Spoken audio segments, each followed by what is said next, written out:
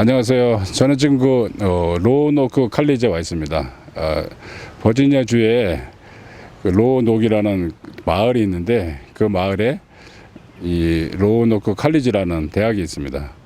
근데 이번에 방문해서 큰 놀라운 소식을 들었는데요. 여기 보는 것처럼 김규식 선생님이 역사적 인물로 설정이 되어서 이 표지판이 이렇게 세워져 있더라고요. 이것은 이제 1927년도부터 버지니아 정부가 이 버지니아 주를 중심으로 해서 아시아 태평양에 속한 그 역사적 인물들을 발굴하는 작업을 했다고 해요.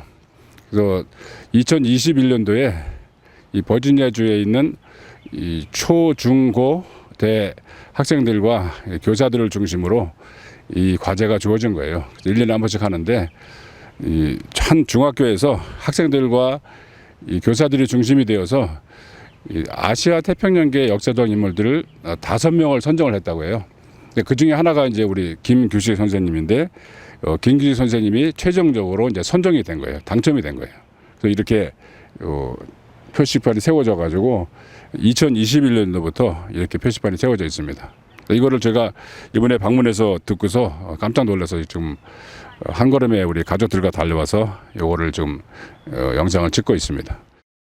김규식 선생님은 여러분 잘 아시지만 간단하게 다시 한번 설명드리면 1881년부터 1950년까지 사신 분인데 어렸을 때 일찍부터 어머니를 여의고 또 얼마 안 있어서도 아버지를 여의고 해서 고아는 아닌데 사실상 고아처럼 친척에 맡겨서 생활을 했다고 합니다.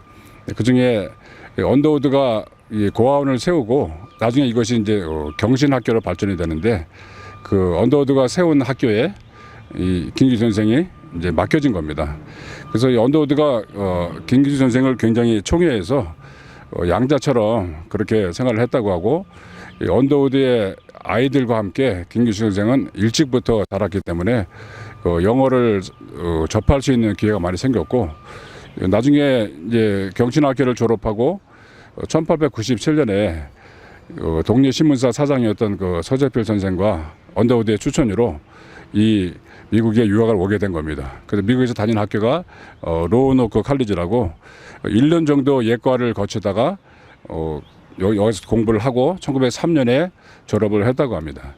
이 로노크 칼리지에 재학하는 중에서도 이 강연대회에서 1등을 했고 또 여러 가지 총 학생 회장도 하고 그래서 상당히 영민한 학생으로 지금 기억이 되고 있습니다.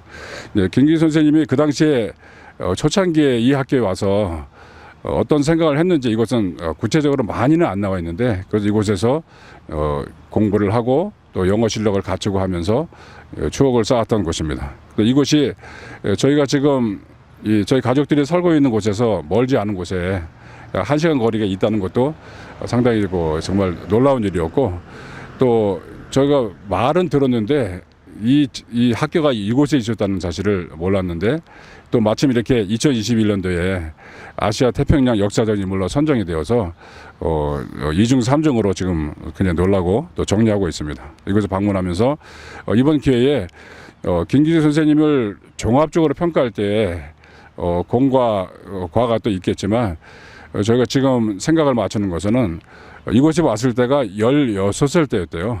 그러니까 16살 때 그때 그 학생은 이곳에서 어떤 생각을 하고 어떻게 지냈을까 하는 거기서 초점을 맞춰서 생각을 하게 되었고요. 나중에 또 김규식 선생님의 이 대한민국 건국과 독립과 건국에 관련되어서 총체적인 얘기는 나중에 또 다시 말씀을 드리도록 하겠습니다. 김규식 선생님은 이곳에 로노크 칼리지에서 1903년 6월에 영문학 학사를 받고 졸업을 했다고 합니다. 그 후에 프린스턴 대학으로 가서 거기서도 영문학 석사학위를 취득하고 그 후에 활동은 상해로 가서 주로 중국 쪽에서 활동을 했습니다. 잘 알려진 것이 이제 신한 청년단을 조직해서 그곳에서 1919년에 있었던 파리 강화 회의에 대표로 가게 됩니다. 거기서 비록 본 회의장에는 들어가지 못했지만 그곳에서 언론을 통해서 이승만 임시 대통령의 청원서를 전달하고 프랑스에 있는 언론사를 통해서 한국의 독립에 대해서 많이 청원을 했습니다. 특히 영어도 잘했지만 김기수 선생은 프랑스에도 능통했다고 합니다. 프랑스를 상대로 해서 많이 청원도 했고 그곳에서 한국 독립에 대한 관심이 서구 언론에 알려지게 되었습니다. 그것이 그러나 이제 파리 강화회의가 1차 대전을 마무리하는 강대국들의 일종의 독식 회의가 돼서 많은 실망을 느꼈지만 그 후로도 김기수 선생이 많은 독립 활동을 하게 되죠.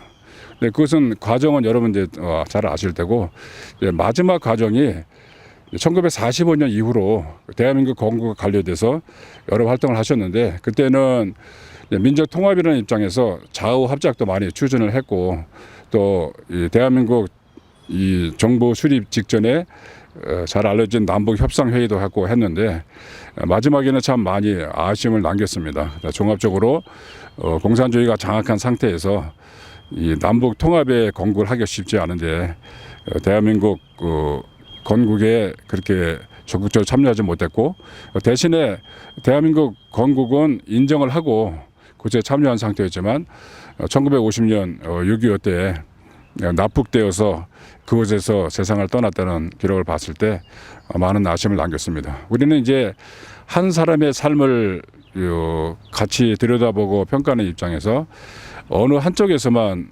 평가하기는 좀 이것이 종합적인 것 같지 않습니다. 그래서 그 사람의 가장 좋았던 시기, 왜 그 사람이 그런 생각을 했고 결단을 했을까 여기에도 생각을 해보게 되고요. 또 가장 잘했던 부분에 대해서는 좀 더 높은 평가를 해줘야 되지 않을까 그렇게 생각합니다. 분명히 1919년 파리 강화회에 가서 활동했던 것은 독립의 기초가 되었고 또 여러 루트를 통해서 대한민국의 실정을 알린 것은 김기수 선생님이 가장 또 높이 평가를 받아야 할 부분이고 건국과 관련돼서 좀 더 종합적이고 입체적인 통찰을 더 기대했었는데 그렇게 하지 못한 것, 또 남북 협상 이후로 북한의 실정을 잘 알았으면서도 돌아와서 적극적으로 행보를 하지 못했던 것, 이것은 큰 아쉬움으로 남습니다. 저희는 지금 로우노 칼리지에 와서 정말 16살에 이곳에 와서 김기수라는 학생이 어떻게 무슨 생각을 했고 어떻게 생활했을까 하는 그런 생각을 많이 하게 되면서 한 사람의 삶에 대해서 좀 더 입체적으로 봐야 되겠다 그런 생각을 하면서 너무나 가까이 있는 이 로우노 칼리지에 와서 이런 생각을 하게 된 게 너무나 감사하고 신기했습니다.